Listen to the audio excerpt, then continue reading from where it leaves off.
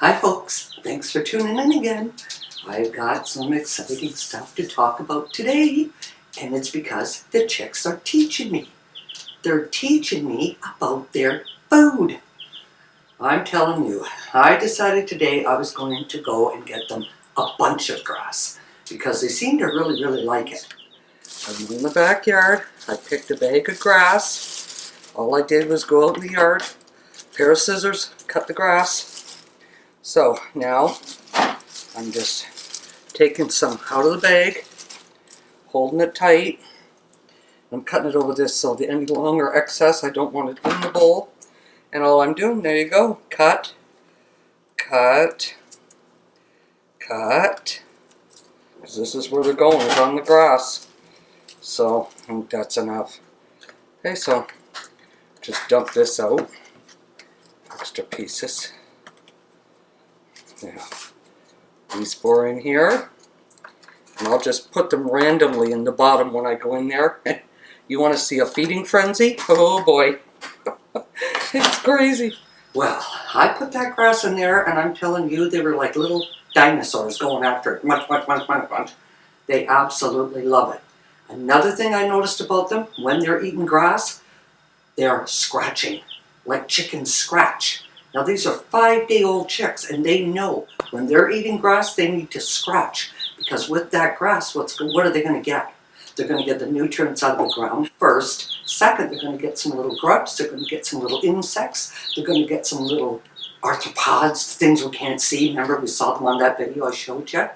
They know that. So that's why when they started eating that grass, they started scratching like crazy. I want to talk to you about some grass.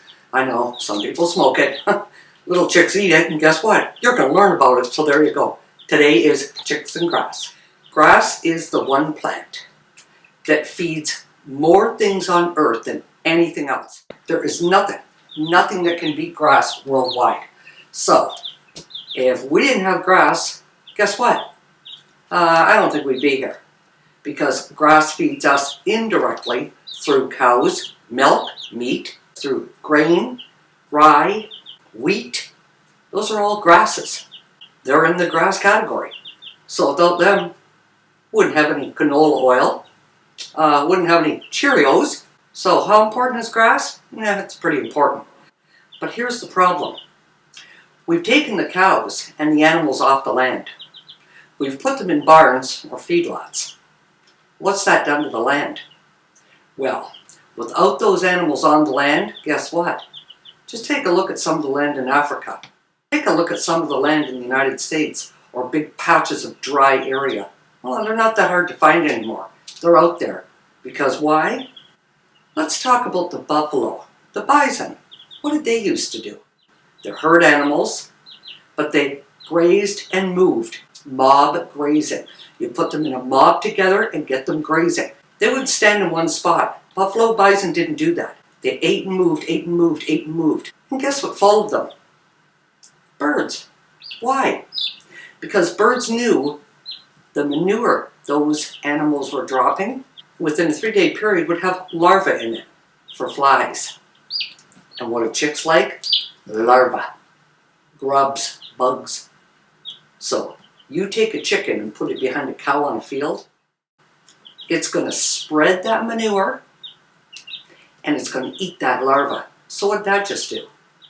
Well, that manure is going to turn to compost for that ground, fertilize it, because the chickens scratched it, because that's what chickens do, because when they get to the manure and they see larvae, they're going to scratch for more and more, so it spreads that manure on the ground. Win-win. Chickens get the grubs, they get the larvae, and the cows going to cycle back around at another time, and guess what? The grass that they've already eaten 6 months later, or how, depending about how long, if you manage animals properly, you will have the richest, most tasty grass they could ever want to eat. To really get into that, if you want to learn about it, Greg Judy. You look him up on YouTube, he's an expert on it. That I will say. That gentleman, he knows more about grasses and putting animals on the land.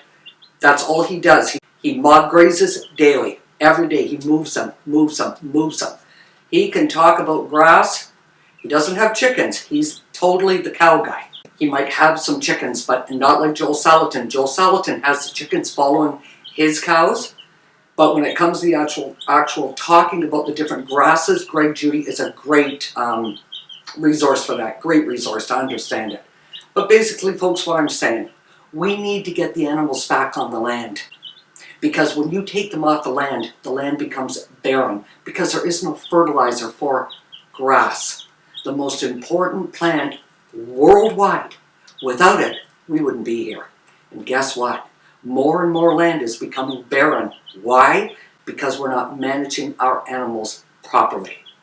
So when we look after grass, grass looks after us. So folks, learn all you can about keeping the animals on the land.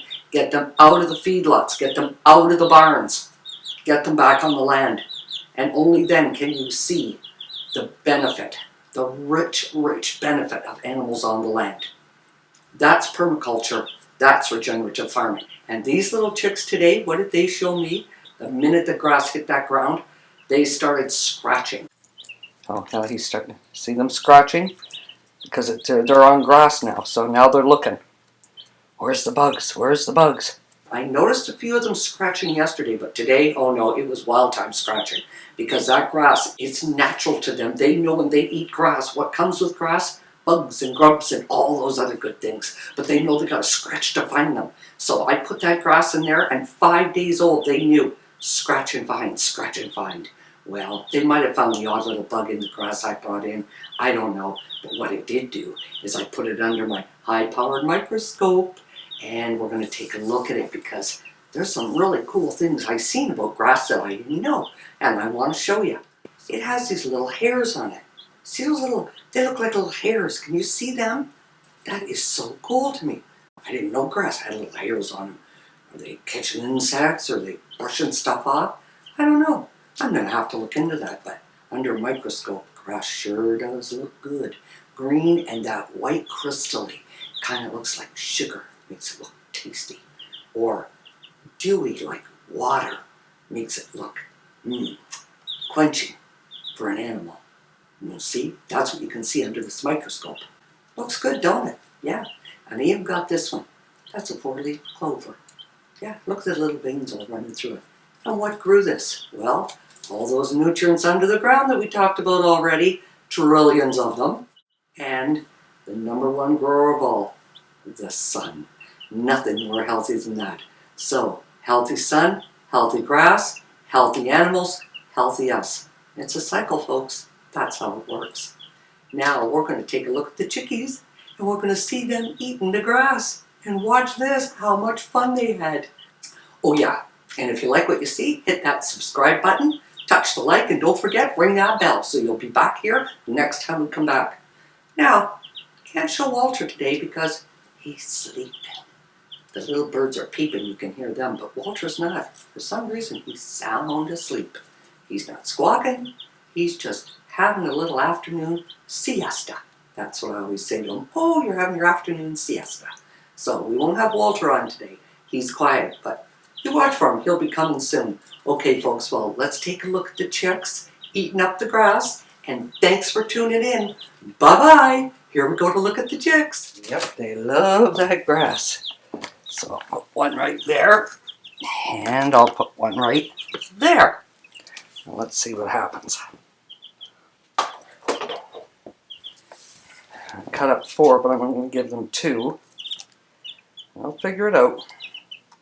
Oh yeah, they've already got it dumped over, which is fine.